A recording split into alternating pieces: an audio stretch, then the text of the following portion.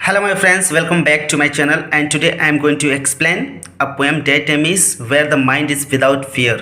बहुत interesting poem है। इस कविता को जो लिखे हैं उनका नाम है रविंद्रनाथ टैगोर, जिन्होंने यह कविता तब लिखी थी जब इस देश पे ब्रिटिश रूल्ड, जब इस देश पे ब्रिटिश हुकूमत, अंग्रेज़ों का यहाँ पे दबदबा था। वो बहुत ही जुल्म कर रहे थे और उस गुलामी को देखते हुए उन्होंने एक सपना देखा था। रविंद्रनाथ टैगोर ने एक सपना देखा था, कभी जब हमारा देश आज़ाद होगा तो कैसा होगा। ठीक है, वो उस समय की जो भारत की छवि थी उसको जो है सपने में नहीं उतारना चाहते थे और बोलना चाहते थे हमारा देश एक ऐसा देश हो जो आज़ाद हो।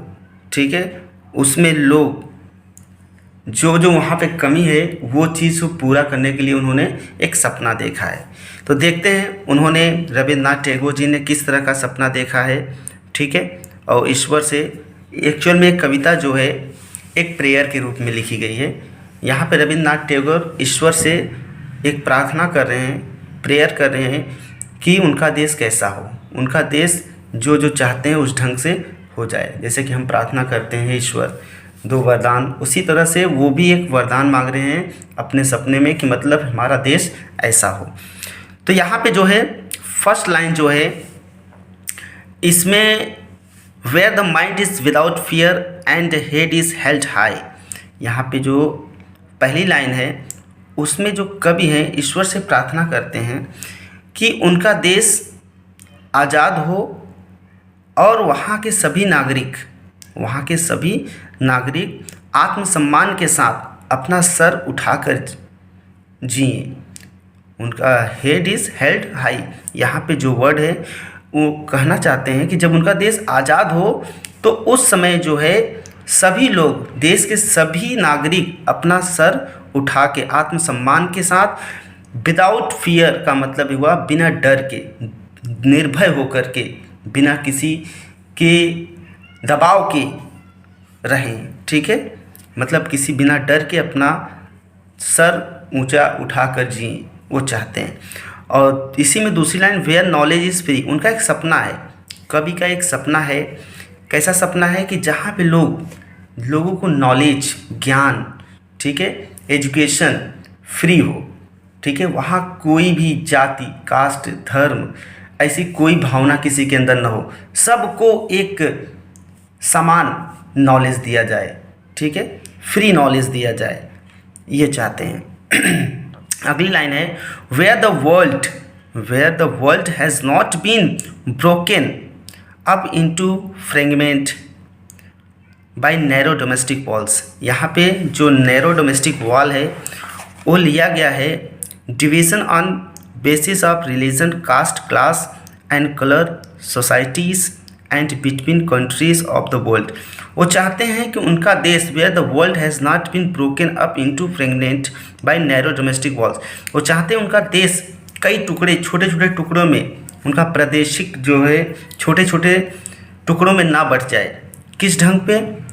रिलीजन के नाम पे, कास्ट के नाम पे, क्लास के नाम पे, कलर के नाम पे, सोसाइटी के नाम पे, अमीर के नाम पे, गरीब के नाम पे, वो अलग अलग जो है अपने देश को टुकड़ों में नहीं बंटना देखना चाहते हैं। मतलब वो नहीं चाहते हैं कि लोग अमीर अपनी कास्ट अलग बना ले, ठीक है, गरीब अलग बना ले, और जो है रिलीजन वाले अलग, हिंदू हूँ, मुस्लिम हूँ, ईसाई हूँ, क्रिश्चियन, इन भेदों पर हमारा देश बंटना नहीं चाहिए। वो चाहते हैं उस समय, ठीक है, जहाँ पर देश बटा ना हो, ऐसा वो चाहते हैं। अगला वर्ड जो है where words come out from the depth of truth, यहाँ पे जो लाइन है वो कह रहे हैं कि जब हमारा देश स्वतंत्र होगा तो लोग सत्य बोलने वाले हो, उस समय के लोग सत्य बोलने वाले हों, और where the tireless striving stretches its arms toward the perfection, और उत्कृष्टता प्राप्त करने के लिए अनवरत एवं अथक प्रयास करें। देखो, और अच्छा ऐसे विचारों को आगे बढ़ाने के लिए वे लगातार प्रयास करें। ऐसा प्रयास करने से जो है उनका भी भला है और उनके देश का भी भला है, और एक परफेक्ट खुद परफेक्ट बनेंगे ही अपने देश को भी एक परफेक्ट बना लेंगे। यहाँ जो परफेक्शन है परफेक्ट वर्ड है, मतलब पूर्णतया अपने देश को अच्छा बना लेंगे। अगली लाइन है where the clear stream reason has not lost its way into the dreary desert and sand of death habit.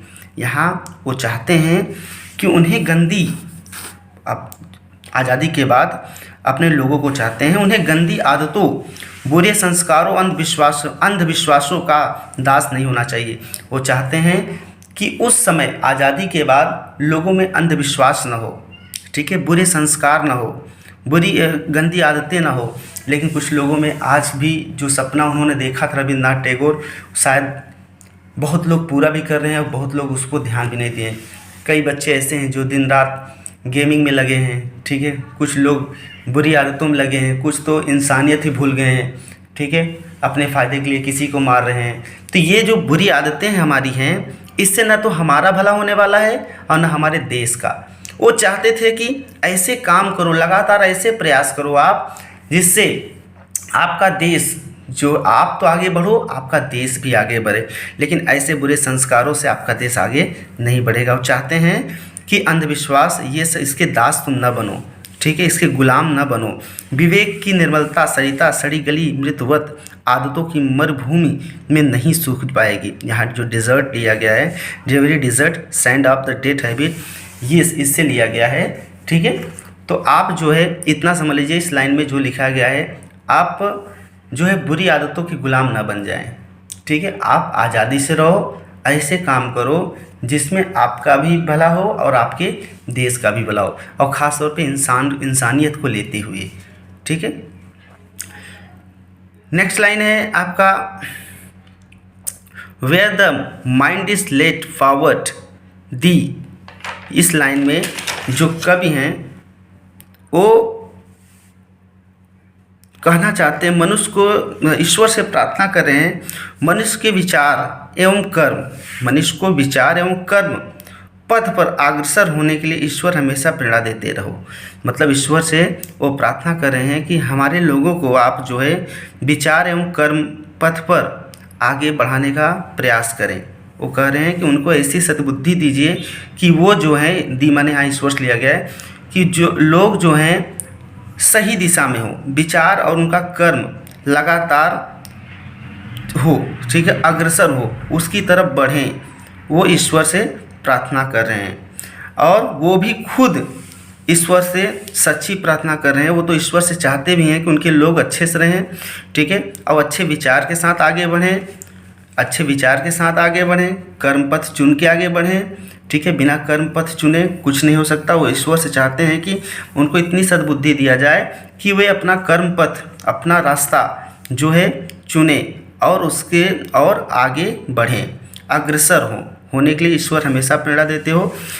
कभी भी इसमें जो है कभी भी पीछे नहीं है। Into ever widening thoughts and action into that heaven of freedom my father let my country out. और कभी भी इसमें बहुत अच्छी उनकी भी भूमिका है, कभी भी सच्ची प्रार्थना करते हैं कि उनका देश गुलामी की निद्रा से उठकर अवोक हो जाए, मतलब जाग जाए। कभी भी सच्ची प्रार्थना करते हैं कि उनका देश गुलामी की निद्रा से उठकर स्वतंत्रता के स्वर्ग में जागे, हेवन ऑफ फ्रीडम। वो चाहते हैं कि हमारा देश स्वतंत्रता के स्वर्ग में जागे। वो प्रार्थना कर रहे हैं, स्वयं अपने फादर से ईश्वर जो है प्रार्थना कर रहे हैं।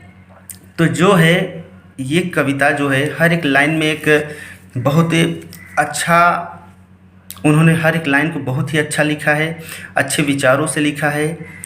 और इस कविता को जो है अगर आप ध्यान से सुनेंगे और उसके उनकी भावनाओं को अगर आप देखेंगे तो आपको लगेगा वास्तव में रविन्द्रनाथ टैगोर ने इसमें जान फूंक दी है। मतलब इस कविता में जो है हर एक लाइन में जो है कुछ न कुछ उन्होंने सीख दिया। उनका सपना जो है वो चाहते थे गुलामी के बाद हम जब आज़ाद होंगे तो हमारा ये सपना है, ठीक है, वो सपना आज पूरा हुआ।